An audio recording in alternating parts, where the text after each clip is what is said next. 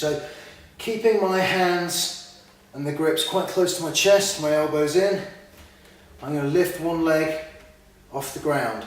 Now as I squat, I'm going to drive my backside in towards my heel, arms out, and my leg extended, and up, and down, and up, and down. Okay, repeat for up to 10 reps, more if you're feeling strong, and then switch on to the other foot.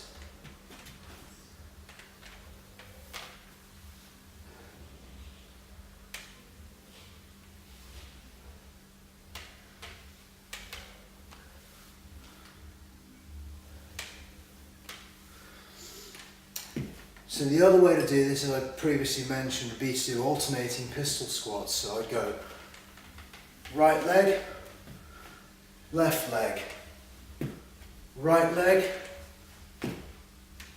left leg.